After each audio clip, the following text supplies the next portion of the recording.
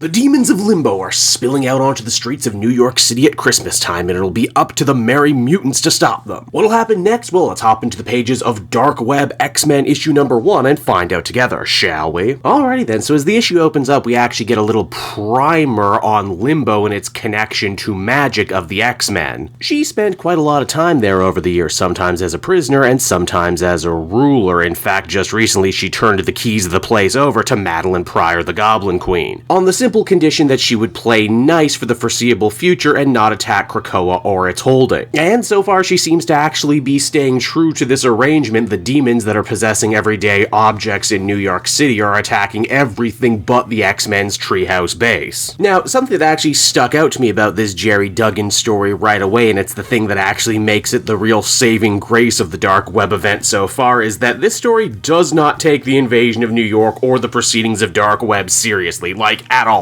The demons are totally painted as comedy characters. The mutants have no problem dispatching them. Everyone is doing Fozzie Bear one-liners, and there's basically a joke in every corner, like the two possessed jackhammers are named Jack and Jill. Lord knows I wasn't taking Dark Web seriously when it started, so it's actually nice to read a tie-in that is on the same wavelength as me for a change. Now, the plan is for the X-Men team in New York to split up. Half of the team, led by Magik, Cyclops, his brother Havok, and Jean, decide to actually go to Limbo to deal with the Goblin Queen head-on. Alex, of course, having a deep personal connection to Madeline Pryor because, well, he's essentially the whole reason she got resurrected in this new Krakoa era to begin with, so anything bad she does is basically on him. Alex also tries to press Scott and the others to be gentle and lenient with Madeline when they see her again, even though Cyclops has had it up to here with all of this demonic shenanigans. The away team gets themselves kidnapped almost instantly, while the home team is still dealing with demon trouble. Things go from bad to worse for poor Firestar and Iceman when a gargoyle decides to shit in the big Rockefeller Center Christmas tree, and doing so possessing it and turning it into a kaiju-sized threat. Again, like I said, this issue is a comedy that doesn't take the actual events of Dark Web seriously at all, and I can't blame them for it. In fact, the real cherry on top of the comedic sundae comes next, though, when Bobby and Angelica end up getting backed up by Spider-Man, meaning that yes, this issue also features, I kid you not, a reunion of Spider-Man and his amazing friends, the old cartoon show. In fact, this twist is so fun, I'm not even going to bother to complain about the fact that in the Spider-Man book, Peter says that he left the X-Men to their own devices so he could go and save Norman, even though here he clearly has a long fight alongside the X-Men. Again, editorial is asleep at the wheel on this one. It was obvious from the get-go. The least we can do is actually try and have some fun with the proceedings. I will say, though, it does annoy me that at the end of this big battle with the Christmas tree, Iceman lets Spider-Man in on the fact that all of this is the work of Madeline Pryor, Jean's clone. Because again, if you read that Spider-Man issue from this week, Peter just kind of sat there slack-jawed when he met Madeline like he was seeing her for the first time ever and had no idea she was a clone of Jean. This issue probably has one of my favorite Christmas-related jokes ever. You see, Iceman manages to flash freeze the tree and save the day. Unfortunately, one of the kids in the crowd goes, "I saw the tree eat Santa." Spidey, always quick with a quip, says, "Don't worry, kid, I'm pretty sure Santa's an Omega-level mutant. I'm sure the mutants will just regrow him on Krakoa like they do all the rest." Wow, you know, Spider-Man has been so morose in his own solo book recently, I forgot how fun it is when Spider-Man cracks jokes and is allowed to be funny. Now, as the comic begins to wind down, we check back on in with the mutant away team. It seems that the Summer Brothers have actually been split up from the rest of the imprisoned X-Men in their own special cell. Madeline Pryor showing that she too actually has quite the sense of humor, ripped up Havok's clothes to resemble her own revealing costume, and yeah, you know, that is just the perfect kind of petty. I really like this. Havok and Cyclops get into another brotherly fight, which actually makes a lot of sense, because if you've been reading the main X-Men book, you'll know that Cyclops didn't actually want his brother on this new incarnation of the X-Men, and it was kind of forced upon him, mainly because of reasons just like this one. As the comic finally ends, the Goblin Queen comes to torture both of the Summer Brothers, and well, that's all she wrote. And so that was Dark Web X-Men issue number 1, everybody, and hats off to Jerry Duggan for doing something that I didn't think was possible, and that is actually make something connected to Dark Web that I enjoyed for a change. It's a real Christmas miracle. And I mean, really, what a great idea in a series where the villain's motivation is so flimsy. What better thing to do than to just completely poke fun of it and turn the whole thing into a comedic farce? That in and of itself probably would have been just fine, but Duggan actually goes a couple steps further and